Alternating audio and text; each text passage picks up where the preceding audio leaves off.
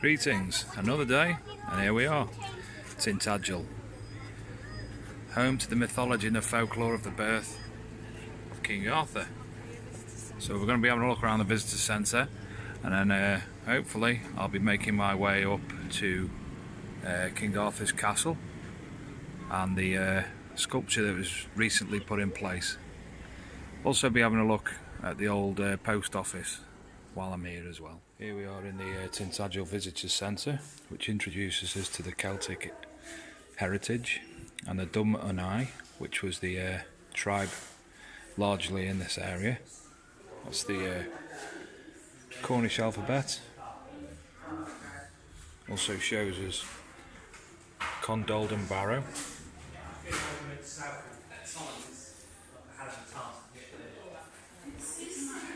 It talks about lots of other things local to the area. Alleged people who visited the area. Kings of the Dumnonia. Local stones. Buildings of consequence. Saints. Holy wells.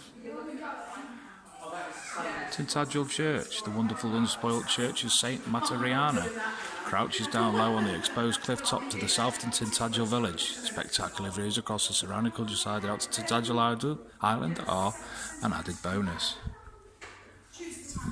Archaeology that's took place at the site.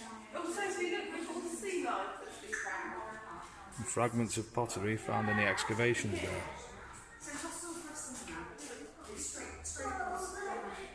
Fact and fiction. There's the Grail everyone talks about. The Grail is believed to be the cup used by Jesus at the Last Supper, and it's gone off. Oh yeah, live TV for you.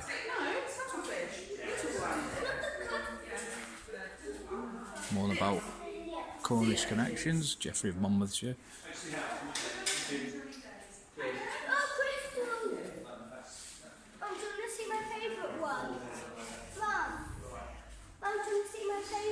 Yes, please.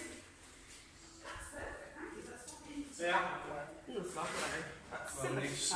Oh no, that's principal ore of copper.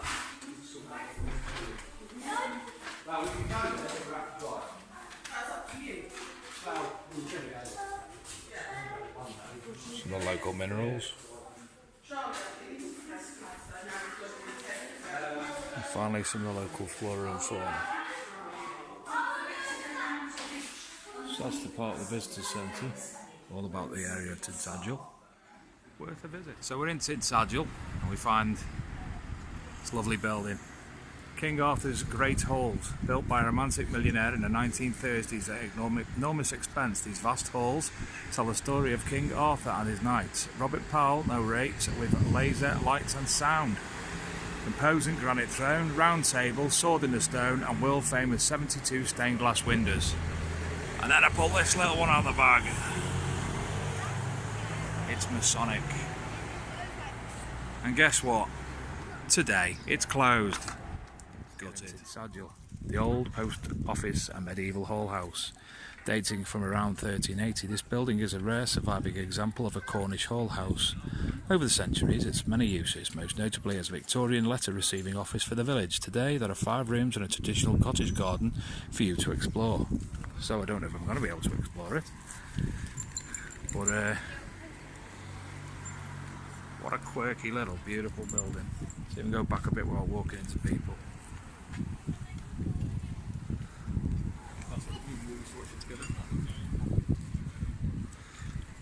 But it's a National Trust property as well. Okay, well I'm going for crab salad. And he's going for crab salad.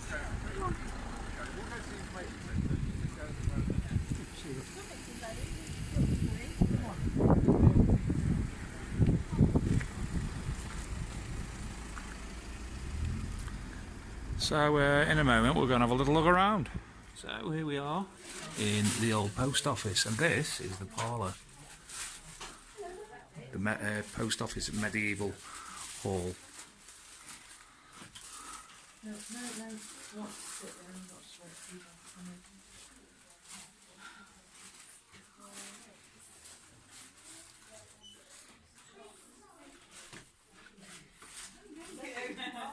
Small rooms, that one's the first.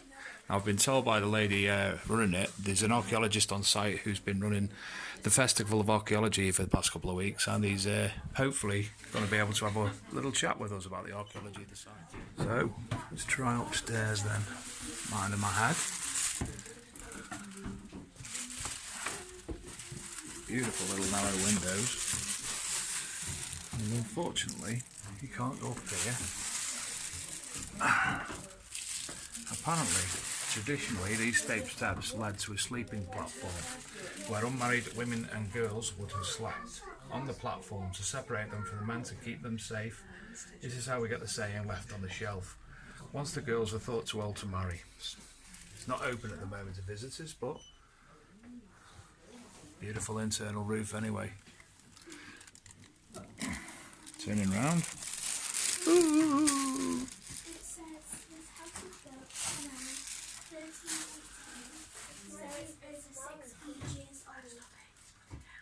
This being what looks like the main bedroom. That's Archaeo girl. Hello Archaeo girl. Hello Archaeo boy. You don't get a wave today, Archaeo boy. And there he is, dying to get in the videos.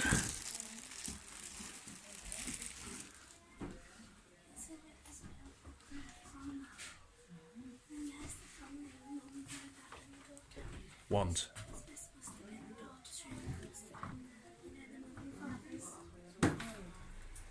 Further into the building. Oh, look at this. Fantastic fireplace and range. And a gun below it. Now that's the area up there where the unmarried females had to sleep. Surrounded by fantastic historical chairs, ornaments, barrels, table.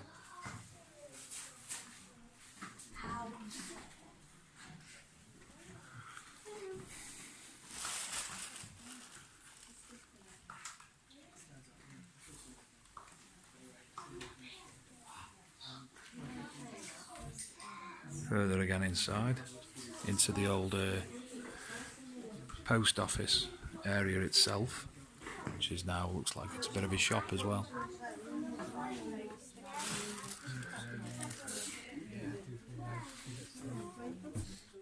Again, up another flight of stairs at the second end of the house. Let's have a little look out this little window. Fantastic little garden. Continue up the stairs to a second bedroom.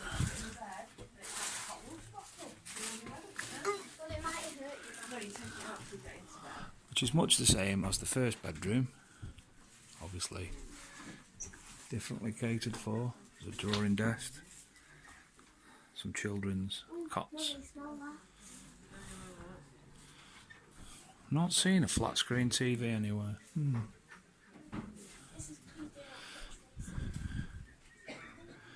Anyway, we'll be downstairs in a minute, have a look outside, and hopefully the on-site archaeologist will be able to give us a few minutes of his time. As I mentioned, this is the gardens of the Tintagel Old Post Office, and I'm very, very lucky to have been introduced to this gentleman. Hello there. This is Rodri. So, Rodri, could you tell us briefly about the post office and the archaeology of which the Archaeology Week's just finished? Yeah, so I'm Rodri, one of the house stewards here at the Old Post Office. So what you're looking at really is the house in its heyday in the 1500s and 1600s.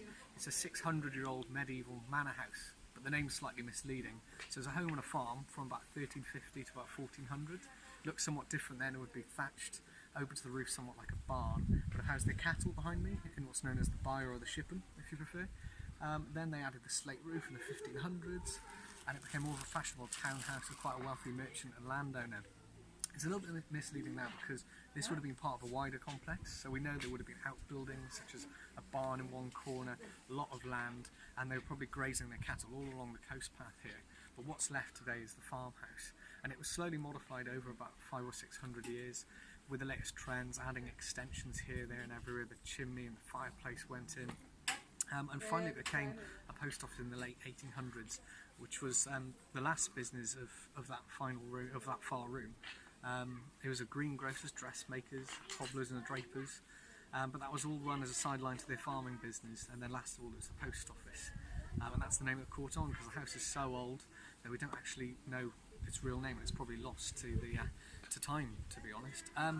So for the last few years we've been part of the Festival of Archaeology. This year it was the Festival of Archaeology Fringe. So we were looking at that earlier history of the house, focusing on it when it was a long house, when it was thatched and they were living under the same roof with their animals. So we had a few reconstruction drawings, a kid's trail that pointed out all of the twisted roof timbers and all the things you wouldn't normally notice.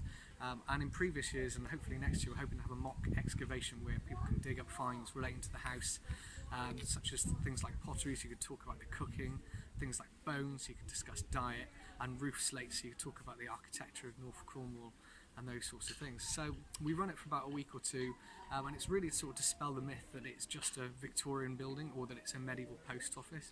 It's really to give a bit of clarity on the situation, and to help people understand quite a complex building, because really you've got 6 centuries of history and archaeology all mixed in together, and for such a small house there is a lot to learn here, and we're still learning ourselves.